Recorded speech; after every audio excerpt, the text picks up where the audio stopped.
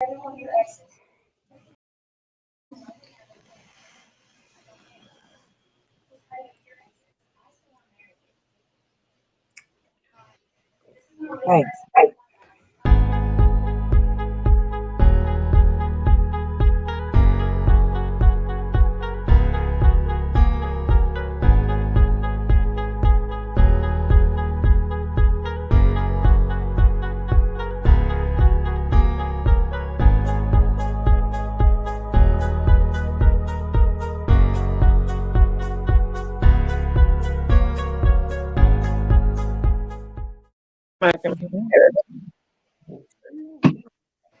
We were just talking. I don't know what we were talking about. Hey. Or something. Hey, are you there? Are you here now, Yeah. right? So let me get us back on the screen again, I guess. Let's see here. No, that's not it. Let me get this screen out.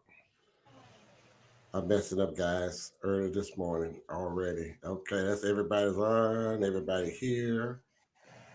Let me get us off the screen. I know that. I don't know how to get us off. There we go. I had the wrong overlay. There we go. I'm sorry. Hello, everybody. Welcome to Knowledge is Power Podcast Live.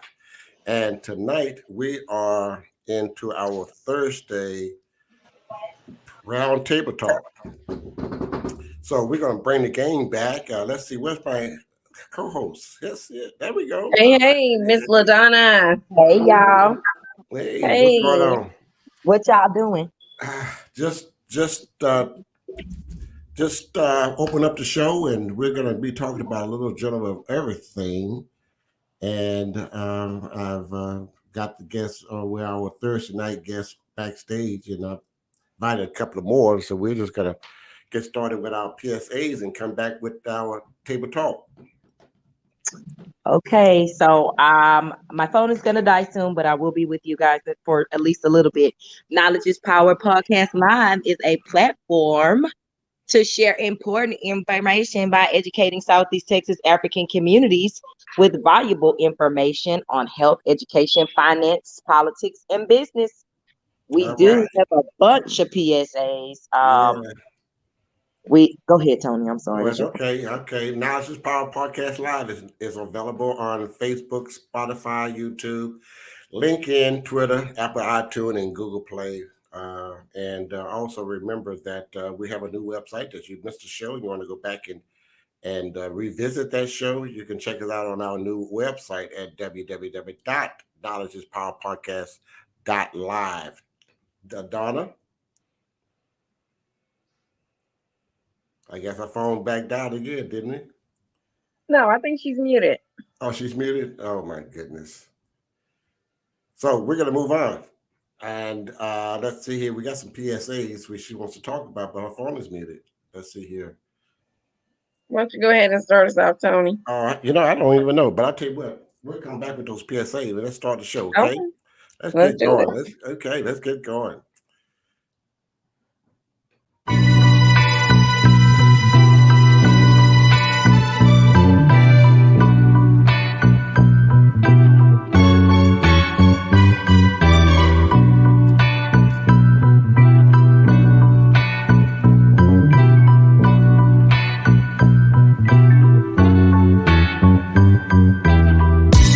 Welcome to Knowledge is Power Podcast Live with your host, Tony Redfro, and my co-hosts, LaDonna Sherwood and Francis Lawkins. Knowledge is Power Podcast Live starts now.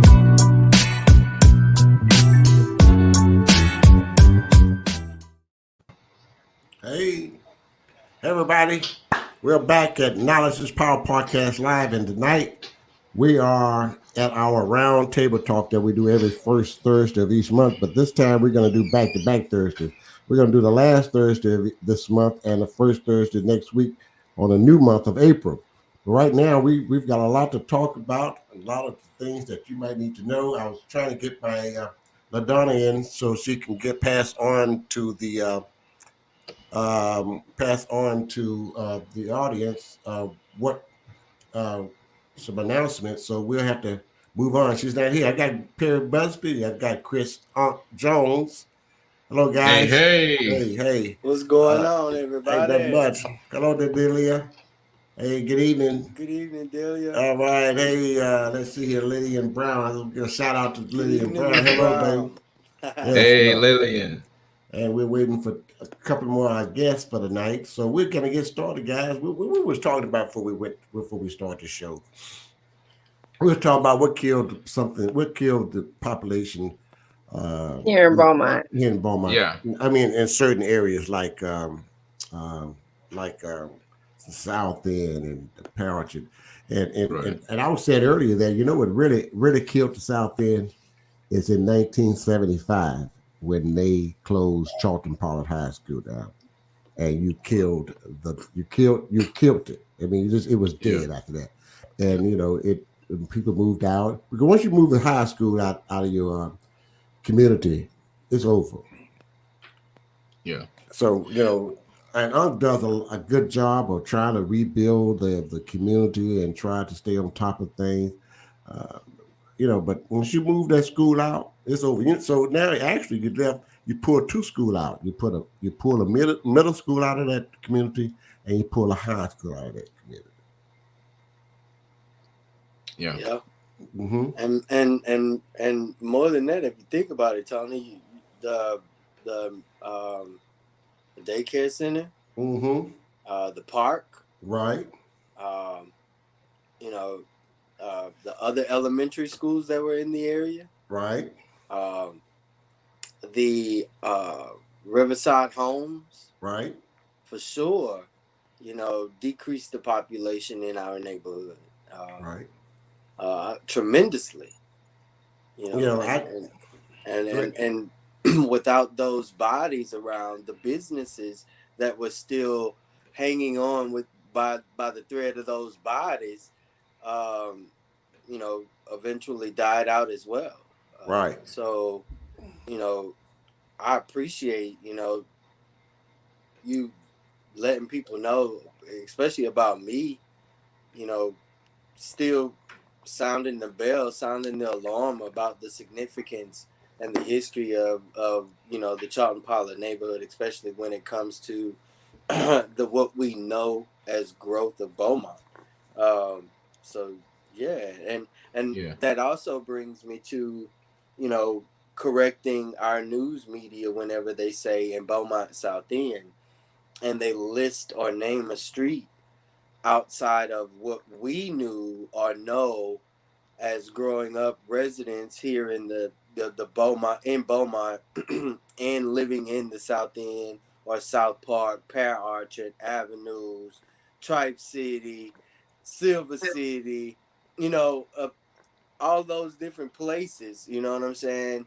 Um, we know our identity. We know our geographical identity, and for the to allow the news media to continue to degrade the historical significance of Beaumont's South End, also stamped as the Black South End. um I'm not gonna allow it, because I know where I live, and I know when they do say in Beaumont South End, it has its own undertone for detouring business growth as well as residential investment growth. So Well, as an implant of Beaumont, and you guys enlighten me what basically led to the closures of these schools. uh, integration. Mm-hmm. yeah, yeah. Well, I think kind of where we really started this conversation um, is asking the question, uh, was it by design or was it just neglect or a combination of the both? Uh, because we kind of started this about talking about how the conspiracy or probably, or I shouldn't say the conspiracy, uh, but Dick Gregory's uh, was talking about the pastor who said that he pretty much was in on Dr. King's assassination in not so many words. And so the question was, well, since we know that uh, government operatives were very much ingrained in trying to diminish our growth in, in certain areas, did that take place in Beaumont, or just was it just apathy? That led to that. I mean, for me, it's amazing. I grew up in the North End. I grew up thinking I was going to Charlton Pollard. But my family transitioned. We moved over to a new area. And just as we were moving, Charlton Pollard was closing. I think we moved in 73. Charlton Pollard closed in 75. Who knew that just not even a decade later, I would be the last class graduating from Hebert High School. Wow. Wow. And so, Wow. you kind of begin to ask those questions. Wait, hold on. This is starting to happen at a rapid pace. And not soon after that, you saw French, who was also migrating. By then, most of the whites who were at French were going to Forest Park. Where was French located? Was that located over there on Concord or? Yes. Yeah. Yes. Okay. Mm-hmm. Yeah. And I also had the privilege by my own choice. I went to Forest Park for 1 year. And I learned a lot about white Beaumont going to Forest Park. Mm-hmm. And at the time that's Vincent as we know it now, right? Right. Yeah. No, it's Westbrook now, what it's known now. Really? Yes. Forest Park. Yeah, Forest Park, Westbrook. Yeah, when they closed Hebert now, they merged the kids from Hebert with Forest Park and renamed it Westbrook. Mm-hmm. Oh wow! So that's how this conversation started. We started this conversation before we would come on the air, and we got a lot of talk about, and we just talking about things that happen in Beaumont, and why Beaumont just cannot get over the hump. We just can't get there. I think some bad decision was made, political. I think some bad decision was made by some of the community leaders. I think, and like I always say, when you pull out a high school out of a community, the community goes down. And we're just, I remember in '82 when they closed Hebert and moved the ninth graders over there, made a ninth grade center. You remember that, Perry? Mm-hmm. It wasn't the same no more. Right. It wasn't the same. And you pull those children out of that high school and bust them across town. When I say across town, I mean across town. So what the community lost was tradition, spiritually. They lost their connection. They lost their communication. Mm-hmm. They lost the community. If it wasn't for the middle schools that was left there, it would have done exactly like the South End. So this is why, they lost everything. They lost tradition. But even more importantly, mm-hmm. for people who don't really know their history, the one history you can count on in Beaumont is people knowing Charlton Pollard and Hebert history. Mm-hmm. And so closing those meant a disconnect in future generations to even connect with that history. I totally agree. So you got people now who kind of hear Westbrook have no connection to Hebert or Charlton Pollard or any of that. And now it just adds to a further division in our communities because now we don't even have a good starting point. Wow. From which to talk.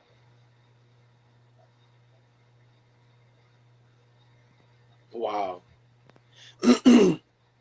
And I totally You know. agree because it's a lot of it's a lot of gaps, I guess you would say, in history, especially again going back to the significant history of African Americans being educated within the Charlton Pollard area, and how significant it was for not just African Americans in the South End, but for African Americans throughout the South, from what I could uh, research and find out on my own. There is written history of excuse me, residents from Beaumont, whether it's Reverend Keelan, founder of Mount Zion Missionary Baptist Church, one of the oldest churches in Beaumont, older than Gladys City, Boomtown. Um, there is, you know, Jerusalem Missionary Baptist Church, which was the oldest Black established faith-based community before the Starlight, the St. John, before the Mount Zion, that was in this neighborhood. You had, you had again, I say the oldest institutions of educating African Americans throughout the South that was here, with um, Mr. I call him Dr. Charlton and Dr. Pollard and Dr. Pipkin, Mm-hmm. you know, who were intricate individuals in educating blacks when even at a time where that was frowned upon. You were either beaten for knowing, even after, you know, integration and all the other things that, you know, African Americans went through. And I tell people, you know, the house I'm in right now, yeah, it has some interior and exterior facelifts, but the bones, the structure, the house itself is older than the city named Beaumont. So I mean, like, I live in extremely important route for Beaumont, and like you said, Tony, when they eradicated not just Charlton Pollard High School, but Magnolia School as well. That was intended for the Italian and other population, other population of this area. Again, I say this is the root, the start of Beaumont. It was, you know, the it was segregated at one time. African Americans lived on one side, Italians and others lived on the other side, and wealthy, rich whites lived on the proscenium, which is what we knew as Railroad Boulevard and or now knowing Martin Luther King Boulevard. Right. And, you know, the South End was the beginning of Beaumont. This is where the Black community allowed the Black community to go. Down deep, what they used to call down deep by the river. And believe it or not, you had some river rats, some poor white trash that lived among us in the South End. And they lived down going down into the river with big, high, steep homes. That's what my dad told me. Right. And but we lived among each other, and we knew who was who and who. And the Irish people and the Jews, they had the grocery stores, and their house was connected to the store. So the store was on one side, and the house, their living area was on the other side, or upstairs. Yeah. All right. Long before Fertitas became a name, Fertitas was Jack Packett right there in Beaumont. Right. So you had the Brunos and the Onos, and, you know, you had all these Jews, and so they had the stores, right? And then we had the I can't think of the name. Del Papa. They had the liquor. Del Papa. Del Papa had the liquor stores. They handled that. So they were organized. We wasn't. I think I beg to differ. I think we were more organized than we give ourselves credit for. Now, as far as continuing the mindset of organization, passing on that information, that mindset of establishment, it was a miss somewhere. Mm-hmm. And I would like to roll back if again a little bit before integration, uh, how you know not just our dollar, but the support for our community um, was amongst each other. Our pride, just like you said, Tony, the pride for Charlton Pollard was here.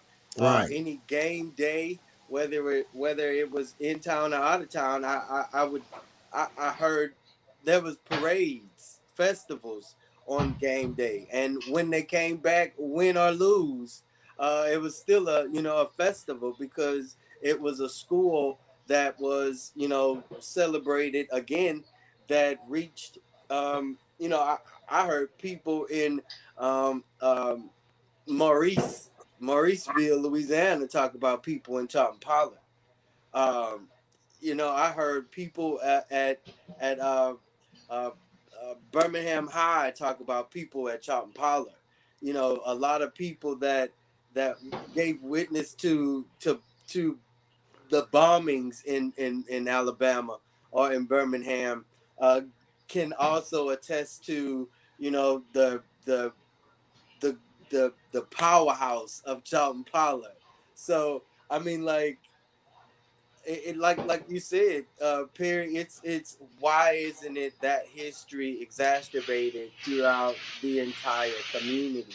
Something that would, you know, not just give me the zeal to build on, but to also give um, you know, my seniors, my elders, the tools to and examples to show me, hey, this is how we got to this status. This is how we were able to create a Black Wall Street, whether we acknowledged it or not, to be on Irving Street or Forsyth Street or Delaware Street. So, I mean, you know, It was those it was those take it was taken away from us. Yeah, but even in the instance of it being taken, there are certain things, there are certain tools that can never be taken from the individual. You may take the physical and take the physical all the way, but you're not going to take the mouthpiece that I have to share it. You're not going to take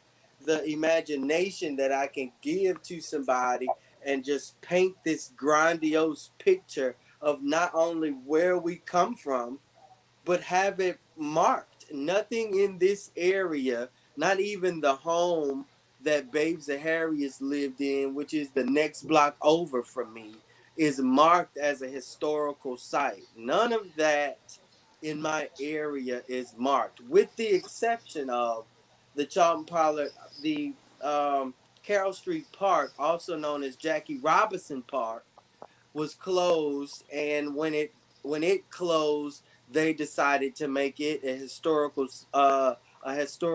site for Santa Ana. Wait a minute. Wait a minute. I'm lost here. I was Wait a born. I minute. was Hold born. on. When I was born, I was born in the South. Then I've never heard that story. I Did never you saw that say site. Santa Ana? I said Santa Ana, and you Wait. know what I'll do tomorrow? I'll go take a picture of the placard that's there, where we knew the Charlton Pollard, I mean the Carroll Street Park to be, or what we knew to be, some of us knew as the Jackie Robinson Park, the Negro only park. Right. So, does this panel feel that eliminating some of those sites and some of the schools, that it has limited the betterment of African Americans in this community? I Yes. mean, yeah, because it's not. It's again, I'm gonna say my neighborhood is stamped the Black South End. But the North End is also stamped the Black North End. Historically, those are the two. Those are the only two sides of the city that Negroes could live. Mm-hmm. Excluding the Pearl Orchard, but the Pearl Orchard was privately owned. Exactly, exactly. And if you really want to be technical, it was only Master's children who was living in the Pear Orchard. Who now? Let me stop. Let me stop. Well, we had Dr. Richard Price on the other night on the Yes. podcast, and he Oh man. explained to us the two families that really probably owned the Pear Orchard, and that was the Heberts and the Blanchards. Right. Yeah. So you're correct. It was privately owned. I mean, they owned all of it, and they Yep. Yes. farmed on this land, Mm-hmm. and that's why You couldn't get in. You couldn't No. get in. You couldn't just drive into the Pear Orchard. Yeah. You had to be let in. Yes, right. Uh, So They had an HOA. A big one too. Before a big one.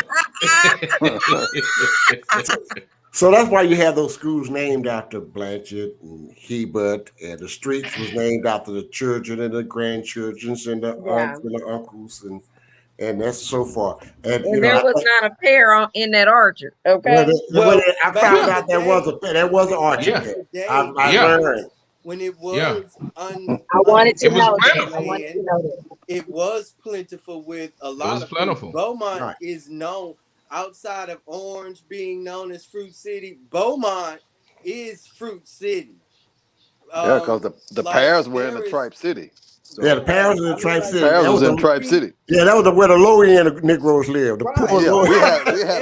had a pear tree. I mean, So like there was, like again, like I said before, most of those areas were inhabited.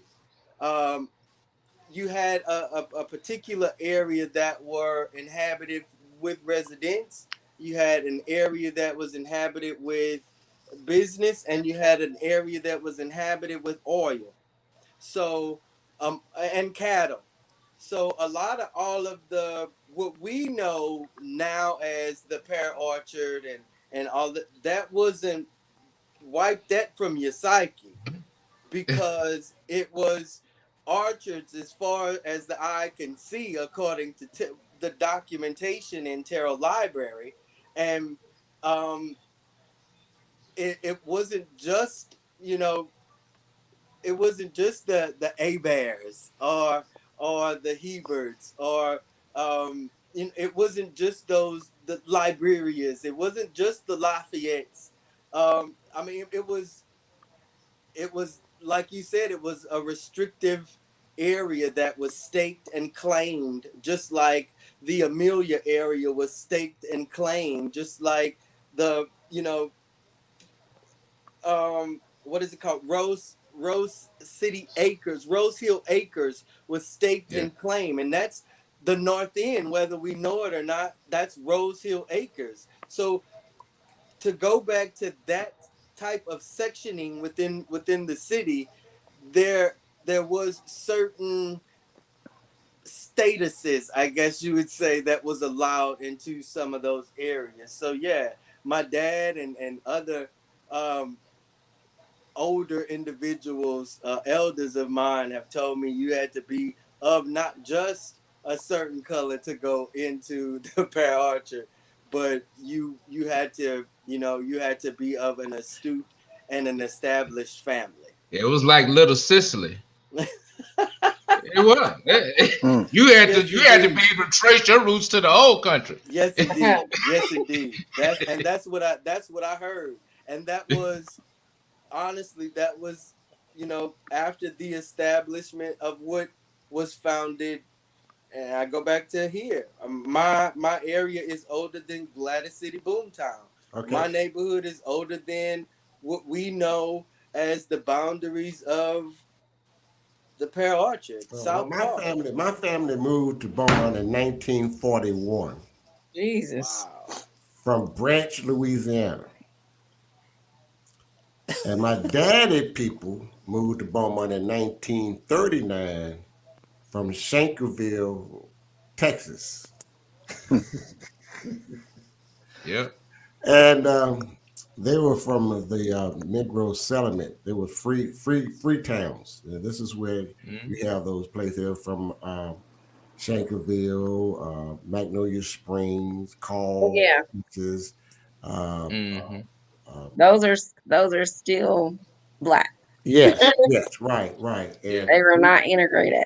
they was trying to think of the other little town. And I went blank. But we all come from that area, and my dad's mother come from that area. Matter of fact, she was a Shanko, and so and that's how I learned about our community, um, and because our family is so huge and it's large, because a lot of them married each other. Yeah. Yeah. Sound You like go to my another family too. settlement, right? They were marrying each other, Yeah. going to each settlements, and that's Right. how And, they was able. That's why our family is so huge. So everybody said, well, "Why? How are you killing so many people?" I said, "Hey, and yeah, that was that's it. done back I'm in the double day to cousin. I'm double kin maintain to these people. You know." yeah, that was to Uh, maintain not just the, like I said, the dollar in the community, but right. also the status So of anyway, that community as what I well. was saying when I get back to Burma. So the South End was the place you had to go. That's where you moved to, and of course Charlton Pollard was started by the Charlton family and Dr. T.T. Pollard. And there was T.T. Pollard was the first principal of Charlton Pollard. It opened in 1900. Wow. Right. So that was the only high school at that time. So people that ended up in the Pear Orchard, they had to go to Charlton Pollard because Heber was not opened as a school until 1923, if I'm not mistaken. So Now, where were these located geographically? Over here, well, Charlton Pollard, the initial location for Charlton Pollard was on was Carroll over, Street, and right right. across the street from Mobile Well, Home. on Grant Street, on the corner of Oh yeah, that's Grant right. I'm and sorry. Yeah, right. They on the moved to corner of right, Grant and Poplar Street, right. And that's what it Yeah. was. That's what I'm sorry. And then it moved to Carroll Street in Carroll Street, 1951. Jackson. What is that? Jackson and Carroll Street, Now, is Uh, that close to the Port of Beaumont? Lincoln and Carroll. Now No, there's Leeper and Carroll. Lincoln. No, there was Lincoln and Lincoln Carroll and Street. Carroll. Yeah, Yeah, and Lincoln and Now, is Carroll. that Shawana and Carroll. Hmm. close to the Port of Beaumont? Yes, Yeah, yes, and yes. Okay. Yeah. that was before the Port of Beaumont was, I guess, as large as it is And now. the front Yeah. of the school faces the refinery. Yeah, Okay. You couldn't go no further east. yeah. Yeah. But and you look at it, then why, you think about why would they build a school that close to the refinery? Because we are Negroes, we was black. I think about they built a school on the river, cross street from the projects. Bethune. Bethune. Why would you build? Because we would play on the side of Bethune, and it dipped down, and you go right to the river. Hmm. Yeah. So we've been But getting short end sticks for a long time, yeah. and But then when you really consider the whole economics behind this and going into the closing of these schools, here was two things that happened. Beaumont School District, which was the biggest school district. right. But South Park And was the richest school district. South Park was the richest, but Beaumont had the most taxes because it had Exxon Mobil and all of the big spots in its tax base. No, So it was South yeah, Park. Yeah. yeah, no, I mean, go back to Mobil being right across from Charlton Right, but it Pollard. was in Go South back Park. to Yeah, but yeah, Bobo, no, yeah. no, But I'm Bobo, saying the property. I'm saying the right. property taxes for some of the biggest for some of the largest manufacturing. Whether you went down railroad and all of that, that was all Beaumont School District taxes. South Park was a little small area. It had little small taxes. It was affluent, Right. which was Dr. Price fighting that on one side, but the ultimate goal was always to try to enlarge that tax base because Beaumont School District needed the affluence South Park was running short on the money side because West End wasn't developed back then. No, it was a rice field. Yeah, it was Riceville. They didn't have anything, so Beaumont School Riceville. District had the tax space that South Park needed. So somewhere along the way, those factions got together, as well as the blacks, because the blacks had to sell off on it. I.e., yes, yeah, we say it was desegregation, but we all know in Texas desegregation was still going. Hell, you still had Yates and Worthing and Wheatley and all that in Houston. Mm-hmm. Yeah. And you still have them. And Yeah. you still have them. So They're it still wasn't there. about this court order. The court order, I think, was really just a ghost play to help make it happen. But somewhere along the way, you can't tell me, you just can't tell me that the closing of two major high schools that brought publicity to the area. When they called Beaumont the football capital of the world, they didn't have Beaumont High listed in there. No. That was CHARLTON, POLLARD, and Hebert players. That was Coach Smith and Coach Ozan. And Beaumont didn't have that other than Babes the Hadrian. Beaumont didn't have that popularity. Yep. Not what sports brings. And I just think that it was, and when you think about it, when you think about the inroads that Beaumont players did for sports on a national level, mm-hmm. with Jared Levice and SMU and Bubba. Hell, Bubba was the first defensive player ever closely nominated to be a Heisman Trophy winner. Well, he was the first pick in the draft in 1967. Yep. And Mel Farr was the third pick in the 1967 draft. That's big. How you gonna give two people, two from the same city, and there was a number 1 and number 3 pick in the 1967 draft, first round picks. Yeah. So, and you know, and I talk about it all the time, and I'm going back to the South End again because this is where we really talked about South End and CHARLTON POLLARD.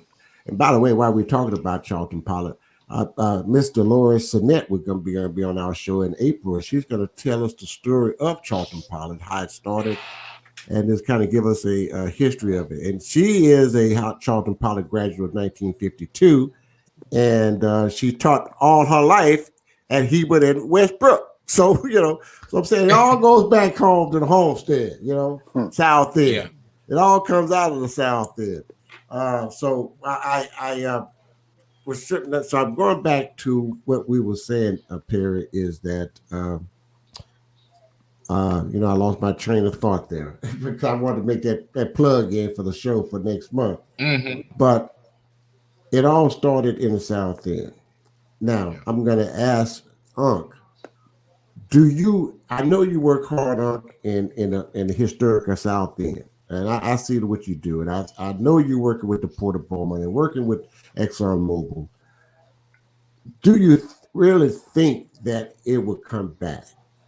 What would it take for it to come back?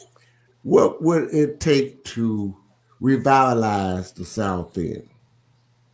Because remember, I said in 1975, they closed CHARLTON POLLARD High School. You took the spirit, you took the tradition away from us, you took everything.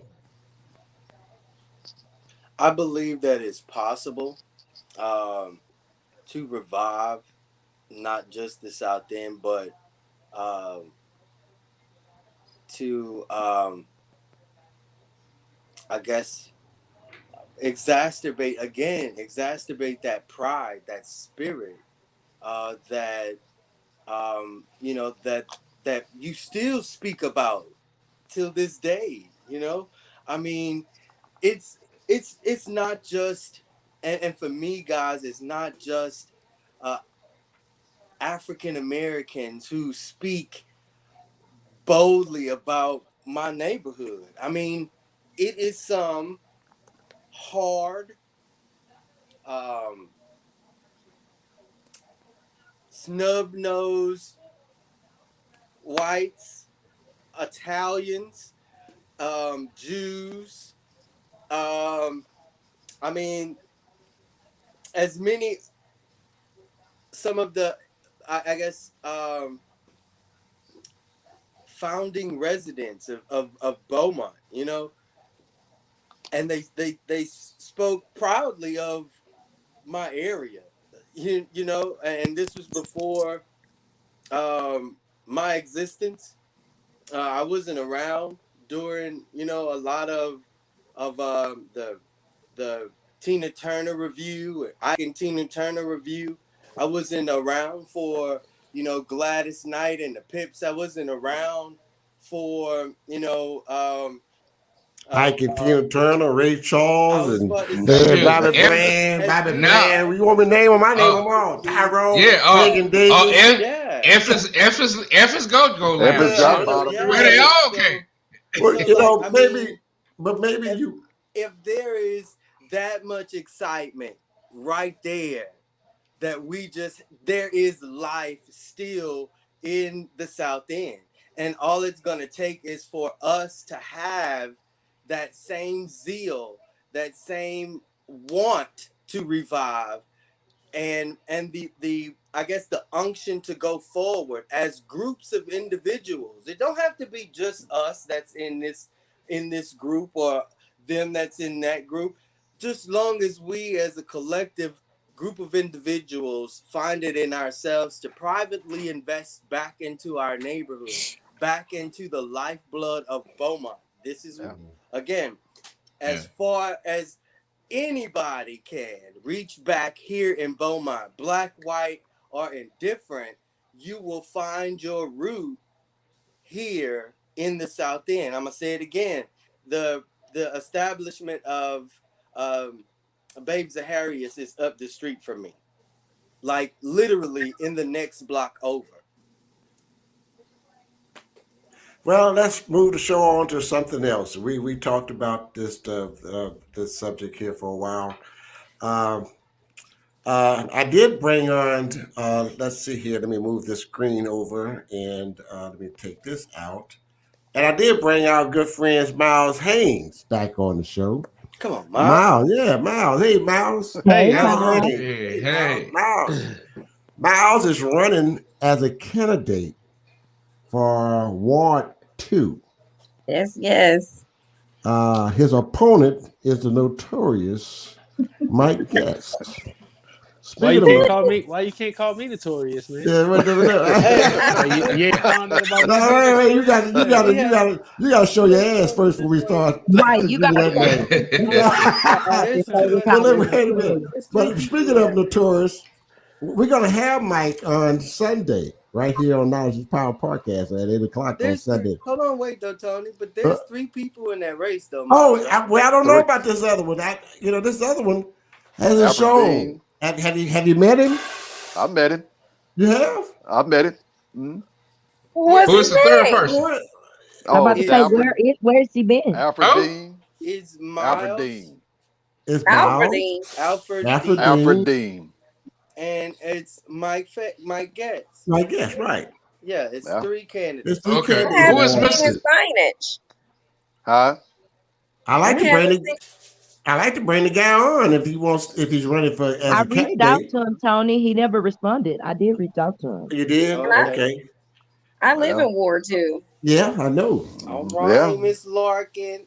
Uh-huh. He's hard to get in touch with. I think he said he works a lot. He Uh-huh. works at Well, the plant. Yeah. he's But not Okay, the plant. accessible. when you're running a Here's the thing. campaign, Here's the thing. Image is everything, and perception is reality. Yeah, Exactly. that's it. you have to be accessible. That's And Yep. right. That's yeah, right. That's I key. I totally want to agree. see you. I want to know you. Yes. I totally How, agree. how you gonna get my Anyway, vote? Miles, What? tell us what you got coming up. You got an Yeah. event coming up? Yeah, what's going on, What's Miles? going on, Miles? Let me say that again. Miles Haynes, Notorious. candidate for Hey, Ward 2, right here in Beaumont, Texas. well, Uh, man, I can't give you the name Notorious yet. Oh, I don't want You'll to. get notorious when you get. When you get in You'll get office. notorious when you get Mike Getz out of there. You'll be notorious. We'll just call Miles the Don't do that. badass. You're gonna scare my guests off. He might not even want to come on my show, man. The badass Miles Haynes. Yeah. Tell us what you got going on, Miles. Well, look, this ain't my campaign shirt, but this shirt says 26.2. It's a marathon I ran in Houston. You know, I completed 5 marathons, man. I think just want to recap you since the last time we talked and where we are in my campaign. I picked up the Beaumont Police Officers Association endorsement. I've got the PPAC endorsement. I think that's been huge. I think I would have probably captured more endorsements. And so I'm staying focused on the race in Ward 2. I think people have been seeing me at different forums, and they understanding that, one, I'm competent at what I'm talking about. I've done my research. I have a heart for this community, and I'm willing to put the same kind of work in, if not better. I think I have the best ideas to move our community forward that are not reactive, but very proactive. And I'm excited, man. So I don't really want a label of notorious like that. That's something that would be reactive. I want my own name. I'm Miles Unlimited, you know. So Right. Well, I'm gonna tell you, Right, Miles. Yeah, that's what I'm talking about. This might be a premature statement to make, but I can see you as our city manager. So I'm rooting for you. Okay. I'm rooting for you. So today I'm focused on City Council Ward 2, and I'm excited about that. You know, I think it's been a long journey for everybody in this race. Due to COVID, you know, I think things are starting to open up. I just had a meet and greet the other day. So, you know, things are kind of rolling in the right ballpark. The momentum is picking up, but it's all about the voter turnout. And, you know, that's something that, you know, you really don't have a good indication on. But, man, I've been campaigning, hitting many different communities. And you'll be surprised on the stories that people are telling me when I knock on their door, no matter who you think they support. When they meet me, when they understand my vision, when they understand my ideas, they understand my passion and drive and my discipline, my commitment to innovation, my collaboration and interpersonal skills, my family and what we bring to the table collectively. When they hear that message, when they feel that energy in a room, they feel it's a shift. These people, I'm telling you, I wish I could record it, but these people are like, wow, I'm impressed. I didn't even know you existed. But when I met you, I mean, of course, you know, it's not even about putting a sign to you. Or they saying, listen, you got my vote. You got my word. And I'm going to travel down to City Hall, Rogers Park, wherever I need to go vote for you. Early voting, that's April 19th. And obviously voting day is May 1st. So, man, I'm staying focused. I think people are starting to hear about me, and they should. And all these narratives out there, I don't really address things that are not really focused on my campaign. So I see everything in the comment section. I just want to make sure that that's clear, because a lot of people have so many things to say, and until you meet the person, until you reach out, go to certain events, or you know you've checked your information, it's not a valid source, man. I've had conversation with Chris.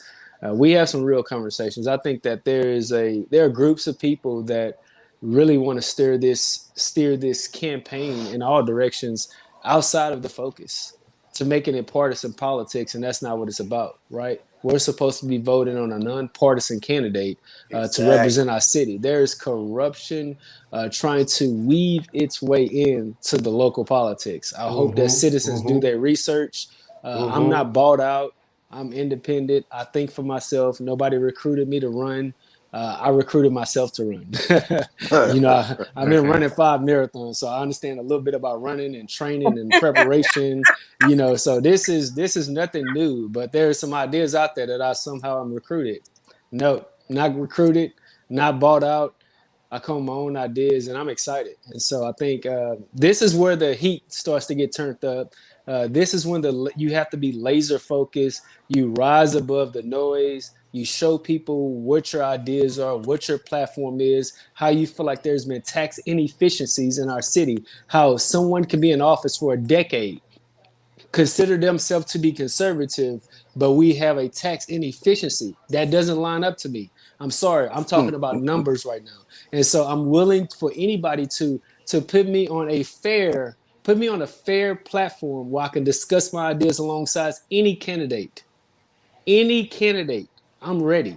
I've been ready since day one. Boy, I've studied the city them. budget. I know. I'm ready. I don't want to be invited to some scripted.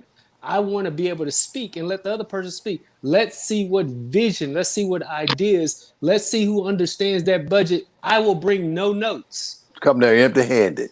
I will not bring any notes. You will just see my two hands. You will see me think about something and respond in a very articulate manner. So I'm ready for that. I think that's what citizens need to see and hear and learn from about me. So I'm excited. Boy, This you is better it. get them. It's Yeah, they time to gotta- go downhill. I'm coming.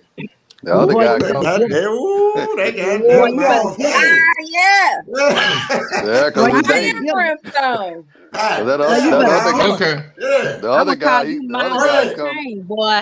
You What wasn't you up gonna there call when I me, first Lana? met you. I'm I gonna have call a him Miles follow-up Unchained, statement baby. or question, Woo! if I can, Miles. Yeah, sure. I heard you allude to, nonpartisan government. Yeah. And I, being a person of, certain conservative values. I have some conservative values. I have some liberal values. I have, and like you said, with the tax base as it is, what do you, and some of the frivolous spending from alleged conservatives on council, what do you say is not just the direction of where some individuals on this ticket is trying to take Beaumont? Would you say it's extreme far right? Yeah, let me speak to that. I think we live in a very dark age when identity politics tries to control local politics. It's here. It's already happening. It's this idea that if you are black, you are not a conservative. You are a liberal. You are a Democrat. You are this. You cannot be this. You are in this box. Or if you are a Republican, you're in this box. This is what you think. It's these limitations, it's these stereotypes. It's what leaders are supposed to break out of the box and be speaking about. But there are individuals, there are groups of people who want to keep you in identity politics and control the narrative. They want the narrative to be the far right or the far left to control this candidate, when really the nuts and bolts of city council, when we review 320 something pages of the city budget, it is not partisan. It's transportation, it's infrastructure, it's sewage, it's drainage, it's lights, it's water, it's parks. It's having a plan when the ice storm happens. Those things are not partisan, right? Those things are servant leadership. And we've got our focus off servant leadership and we've made it partisan. And some people are riding the partisan coattail. I don't want to hear about the partisan coattail. I want to hear what kind of servant leader you are. Do you understand the budget to work from the budget back to the people? There is a lack of, I think, maybe understanding in those areas. And so you have some people out there that are just riding this partisan bandwagon.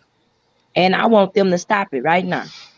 The citizens have to stop it by grading them. The citizens should find someone who they feel like is their best servant leader. Even if you don't feel like it's me, at least make your constitutional choice. Exactly. But don't do it because I'm black, or don't do it because this person is this. Like, make an independent choice this upcoming election so you can put the right person in place, because people are starting to play the partisan politic game, which is very interesting to me. I watch it, I see it, I'm like, wow, are we not more competent than that? Too.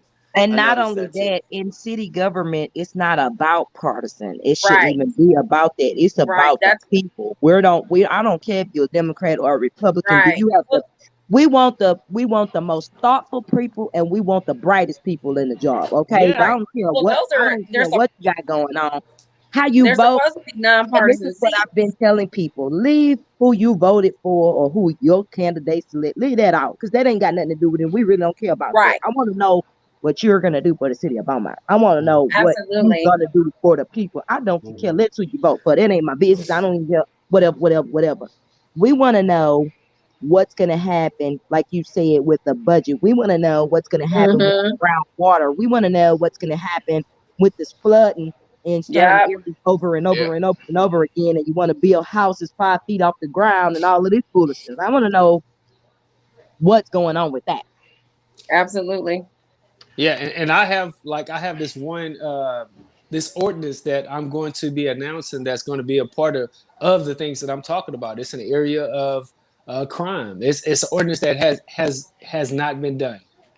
Not in the city of Yeah. Beaumont. Done my research. So when I'm talking about the ideas to move our community forward, to work on crime prevention in a way that's community collaborated, I have an idea. I'm not going to release it now. It will be released within the next week. But we're talking about that kind of stuff is what we need someone in that seat to move the city forward.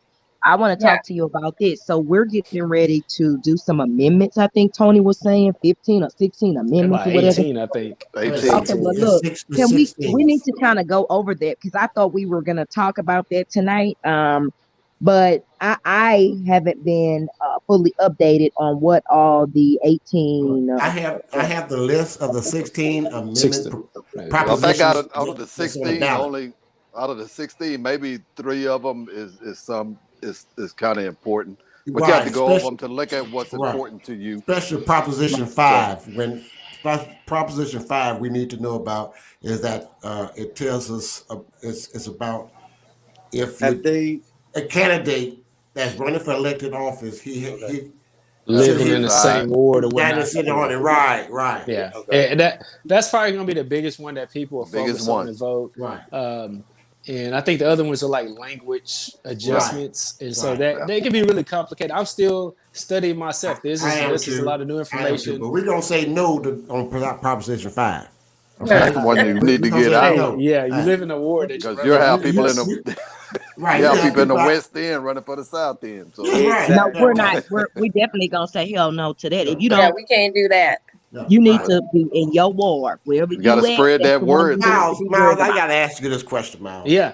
I'm getting deep because I'm gonna have your opponent on Sunday. Oh Lord. And what made you decide to run for this seat in this what made ward? what made me decide to run? Yeah, because you knew what you was facing, what you was going up against. Well, I think if we watch entertainment TV, if we watch the drama of local politics, if we watch Facebook comments and the trolling, we'll believe that somehow accomplishments are being made, that there is impossible to unseat an individual. But I got off social media. I got off the entertainment. I did my research. I looked at the numbers. I got a master's in public administration. I studied the budget. And when I looked at all of those factors over the last decade, when it came to voter turnout, what precincts did turn out to vote, what actually was happening in those areas, it was simple. That's the area I feel like needed the most change. There's a level of divisiveness that has hit council. And I really don't focus on that. The main thing is it's hurting the economy. Right. And when people cannot collaborate together, that's the number one skill set you need. I feel like I have that skill set. I do not feel like I've seen that skill set displayed in the area of Ward 2 city councilman. So that's why I decided to run. That's where the biggest problem for the city of Beaumont is when I've had conversations. So I don't believe in avoiding things. I believe in taking them head on. That's why I decided to run for that particular position. And I have the think- better ideas. I've studied I up. think Like, you're I doing mean, it a was fine simple. job. And I feel like when preparation meets opportunity, Yes. it's lucky. And you are pretty doggone lucky right now because Yeah. you have the brighter ideas and a proactive approach. And I'm proud of the work that you're doing. I'm proud that you have stepped up to the challenge. I'm proud that you took the initiative to address some things that hadn't really been addressed in that war. Because, like you say, people just look at, oh, well, I got an obstacle I'm facing because the incumbent is this, or that. But you're right, voter turnout matters. And if people have a reason to be excited and something they can be proud of and something they can believe in, they will come out. That's what I'm working on. I'm pushing voter turnout. I want people at the poll. Yeah, and let me say that. Let me add this to it. What I've learned about local politics is you can't do anything without support. And I've just received a lot of support, man. Whether that's been people who I can't even name that have just called me and given me information and wisdom, or there are groups that have endorsed me. or other people who say, hey, I'll put a meet and greet on for you, like LaDonna.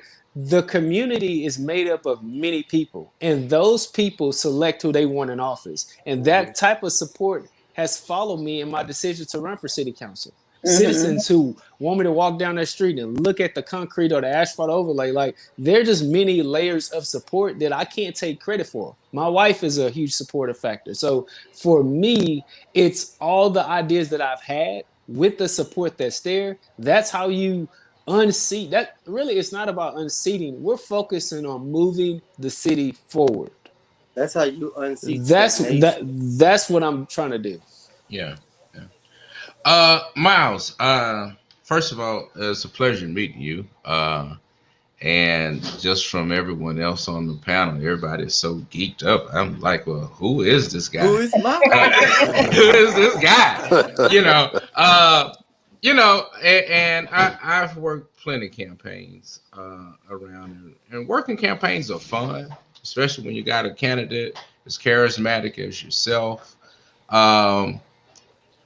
But what do you see as the challenges? And not the challenges of the campaign, because the real challenges start once you win.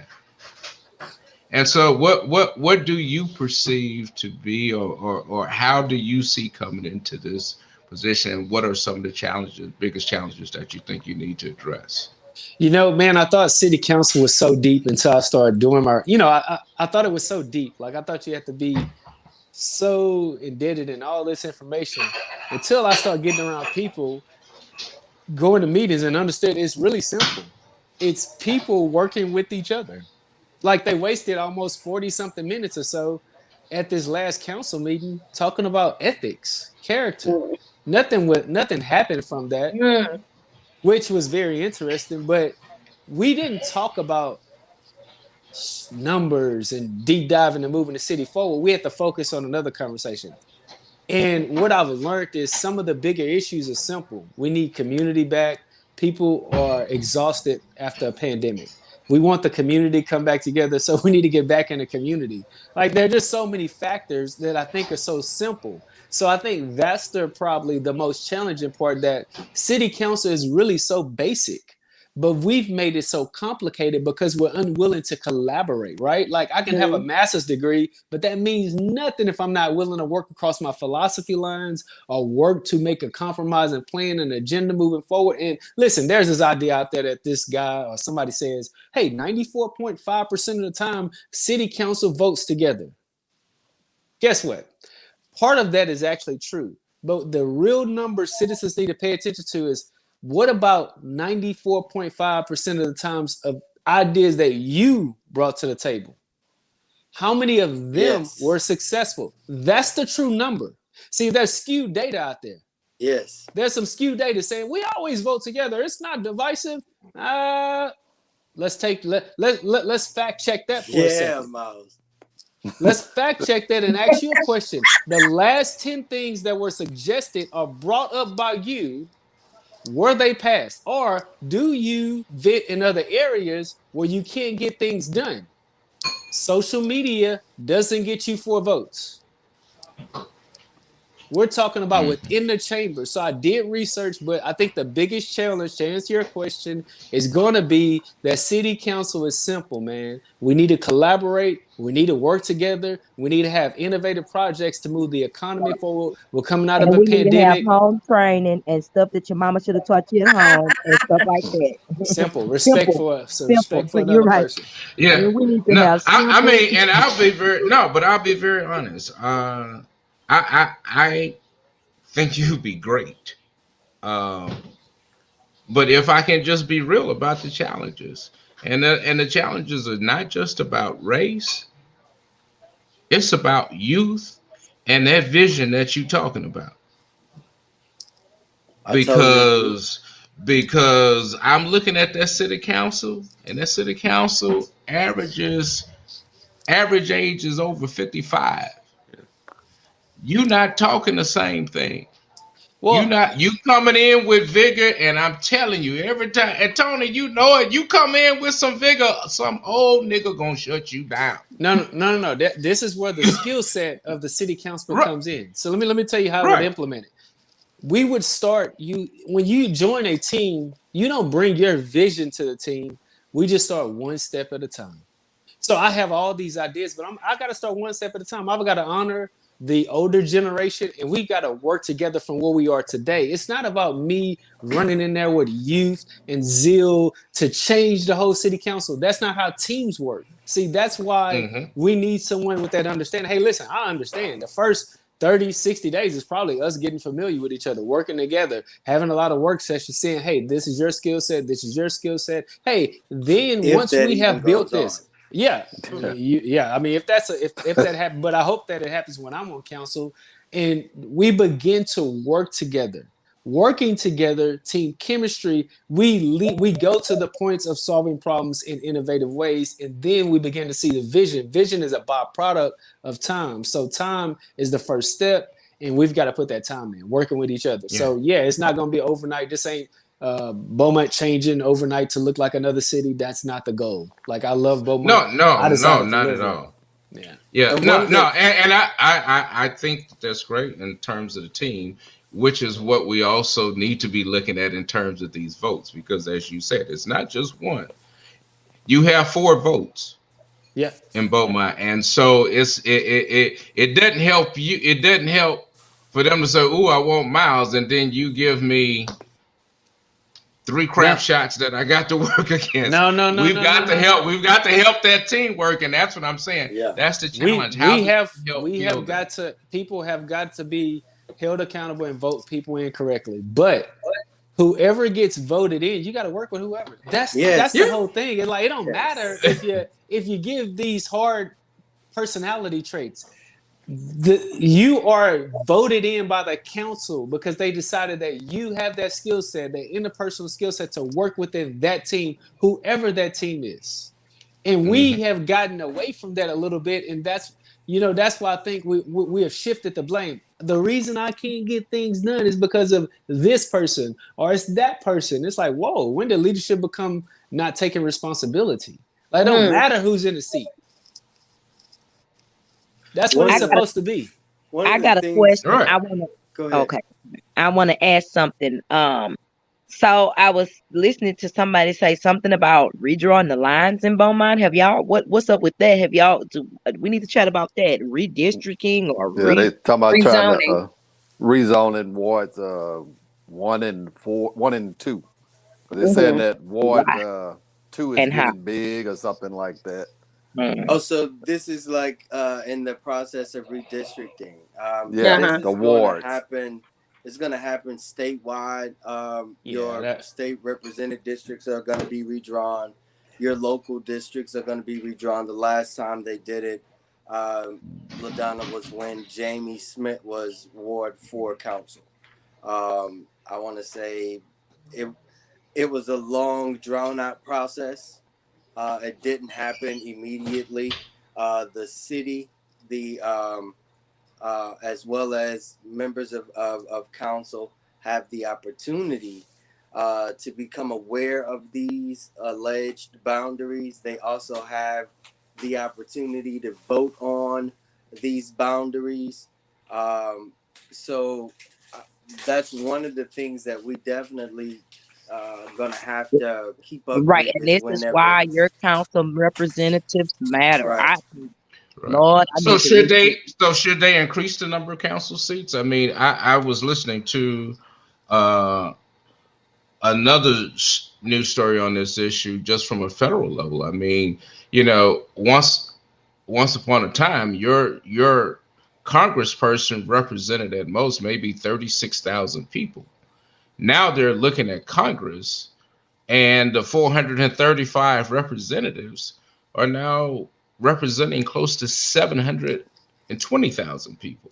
So you can't have effective leadership if you don't know your constituency. And so there's been this thing of maybe we should increase even Congress, to 600. But then going to the local, you got Ward 2 and Ward 1, which are just heavily populated just because of demographics. Well, Ward should 3. the city, Ward 3. Then should we increase the number of wards and make them smaller, increase at-large districts, because I just think that with the current makeup, you really don't have a good, healthy makeup of the constituency. Right, I totally agree.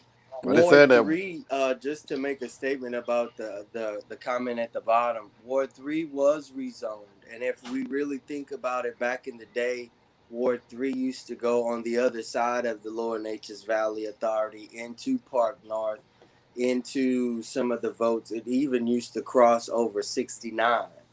Now that has flipped. And if you look at it, it looks as if the same shape just flipped onto the other side and is now included, or is said to be included in Ward 1. So again, Ms. Brenda Davis, those are things that we definitely need to be considered, to keep in our psyche, especially when it comes to redrawing these lines. And like it said, you have 118,249 alleged individual in Beaumont, and you only have 4 direct elected representatives to you and the people that so live within your, I guess, designated district or represented district. And for me, if you're not going to include any more council seats, then there is other options, opportunities that's alleged to be allowed by not only state but city charter, and that's aldermen's or something else. But if you go into adding more districts of representation on council, then we'll have to bring that to the ballot as well. Well, gang, I appreciate everybody tonight. Been a great conversation. We talked about the CHARLTON Pollard community, the CHARLTON Pollard High School. We talked about the Pear Orchard and Hebert High School. Just one thing, Tony. Yes. The Lamar University media department, under the direction of Dr. Gordon, and the CHARLTON Pollard, his neighbors, residents, originals, is actually undergoing, I posted it a few weeks back on our neighborhood association page, that they were looking for individuals to interview about the historical significance of the neighborhood. I was able to participate in that opportunity, and I think whenever it all boils down and is edited and complete, I think this will be a start to that growth that you were talking about that we need so desperately in this area. Great. And we'd like to know about it too, so it's something we can do to help. I want to get a final word from Miles before he left the podcast. I think he was glitching. He was glitching a little bit. I also got word from Afrodine. He said he's watching the show, watching the live show, and will be available to answer any questions. LaDonna, are you still with us? Would you reach out to him? See if we can get him on. I definitely will. Okay, and let's see what else he says here. Okay, he would like to introduce himself to us. Okay, great. We like that. We like that. We like that. Maybe next Thursday. Yeah, next Thursday you can come on here and bring him to the round table. Bring him to the round table. Yeah, we'll be back on next Thursday to the round table. Yeah. I'm gonna start treating you like they used to do in the old days at Boyden Chapel. Bring you down, sit you on the front row. All right. We're gonna get some of this today. Okay. Make sure he bring his napkin and his fork with him. All right, there he is. There he is. All right. There he is. Afrodine, we've been talking about the player. I know. I heard y'all. How y'all doing? That's Afrodine. Afrodine is also running in Ward 2. Let everybody know who you are. We covered it all the bases tonight. My name is Alfred Dean, born and raised in Beaumont, graduated from the class of 2000 Ozan. I left in 2000, went to the Army for about 6 years, came back, got a degree in whole. I graduated from Columbia Southern with a degree in occupational health and safety. I've been working in the refineries at Motiva for about 5 years. Now I'm at ExxonMobil. So the reason a lot of people ain't heard about me, right when I started my campaign, my father-in-law passed away with COVID, so I had to deal with that situation and then work. So now I'm trying to maneuver myself. I heard somebody say my signs are not out. Most of them are out in the West End. Uh, I have some coming this tomorrow, so people can know my face. But I do a lot of nonprofit stuff. I helped start the East Beaumont Timberwolves youth football organization, so I do a lot of stuff like outside without people knowing who I am. All right, Alfred Dean. I'm trying to get you. I'm trying to get a. There we go. All right, I see me put this thing up here so everybody knows who we're talking to. Alfred Dean, people, candidate for City Council Ward 2, along with you've got two opponents. You've got Miles Haynes and you've got Mike Getz. That has already been on. But we like to invite you next Thursday. If you're available next Thursday, 8:00, we have That'd be perfect. All right, we have what we call a roundtable talk. So it'd be we talk about anything and everything. Yeah. We're gonna be nice to you tonight. We're gonna be nice tonight. This is introduction night. Yeah. So, oh man, I've been paying attention to Mr. Roy. I pay attention. I mean, I learned a lot from a lot of it. I talked to Chris a whole lot. I've actually sat down with Mr. Haynes, man. I have nothing negative to say. That's a real educated young man. Yes, I really do like him. I love it. I like that. Yeah. So when you jump in this pond, you're gonna have to learn how to swim, baby. You gotta learn how to swim. I mean, I think ain't nothing can beat Iraq, so I know that's right. That's right. You look like what's your dad's name? My dad's last name is Alfred Archangel from Louisiana. Okay. I just wanted I was raised by the Deans. My grandparents used to own Dean's Barbecue. That's right. Charlie Dean? Yeah. Man, Charlie Dean and my dad was bosom buddies, man. Yeah, I'm thinking about that last name. That's my grandfather's brother. Yeah. Charlie Dean. What Charlie Dean. That was That's Bar the Chapel stuff. What are Archangels from in Louisiana? Which part? Lafayette. We got Kankington. That's where my dad is from. Man, we New Iberia, but most that's like where all my people from. Man, my people from New Iberia. My people from Delcom. Yeah. I think I got some aunts that stay in Delcom. To be honest with y'all, I just met my real dad maybe 2 years ago. That's from there. I was raised by my stepdad my whole life. So I'm not your dad, huh? You might be. You might be. You might be. I'm gonna cut your damn ass. Hey, cut a log over there. I'm gonna cut your mic off. Nah, we got the tip, man. It was 99.99. We know who he is. All right, guys. I like that, man. That was funny. Aberdeen, boy, let me tell you, you jump on this damn show with Tony, it's subject to be anything. It's like a clown. I didn't know you had such a significant tribal last name, bro. Like, real. Yeah, man. That is some. Man. That's significant, bro. Yeah. I had to put it on mute and tell my mom. I say, Mama, this boy's an archangel, man. Yeah.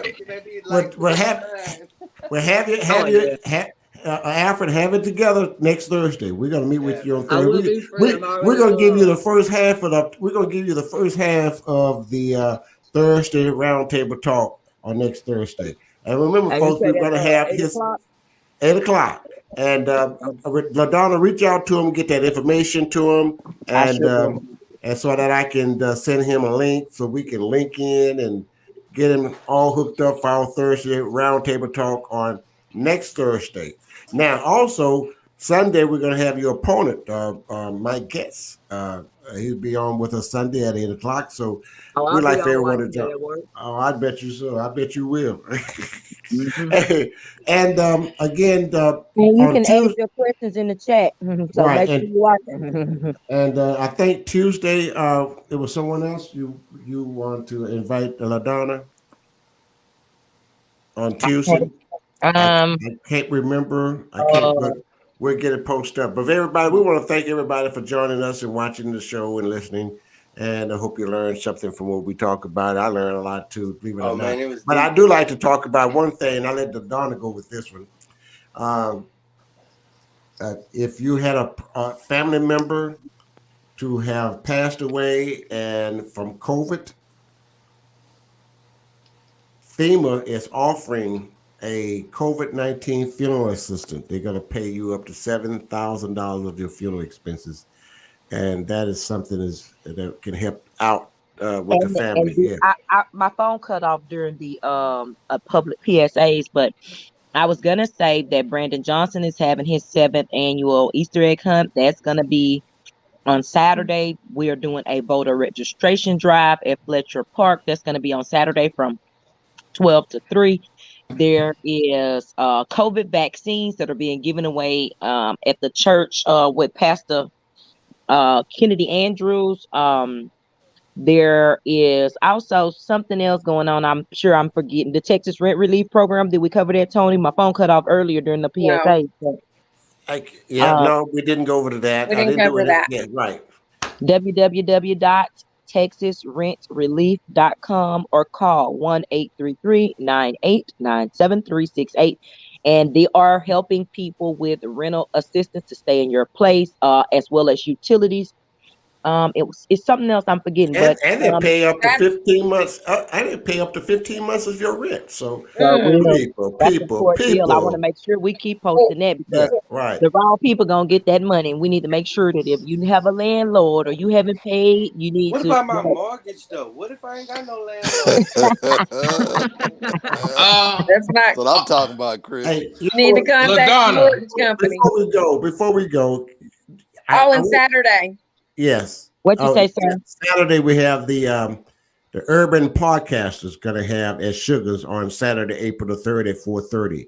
We like to have everybody there for that. For all the candidates In going to be that there. thing. Yeah, What yeah. day is that? What day is that? That's Saturday at 4:30 at Sugars. So you need to put that on your list. Be there early. April 3rd. Yes. April 3rd, right. Now, it's something I wanted to ask you guys to prepare for. We want to talk about next Thursday on the second half of the Roundtable Talk. And that is about the Southeast Texas. I want to talk about that. And let's see if I can go to my notes here. And because I really need to talk about this article. What that were has you been- gonna ask me, sir? I wasn't Oh, gonna. LaDonna, I was saying, due to the COVID, to the $1.9 trillion relief bill, there are a lot of jobs in terms of vaccine tracing. Right. I know I've been working with a few groups here in Florida, but do you have the link for the group in Texas? Because those jobs are really I will look that up and we will widely available, Yeah. and so far all you need is a college degree for that. Okay. oh, But well, that down is, here they're paying $25 an hour. baby, that's the job to have. I'm gonna find that link Yeah, and be sure I'm gonna Okay. post it. We I did will that. look for And it. listen. Next Thursday, I want to talk Hell, I about. might sign up with them. I want to kind of talk about. I have a discussion about SET, Southeast Texas Political Review.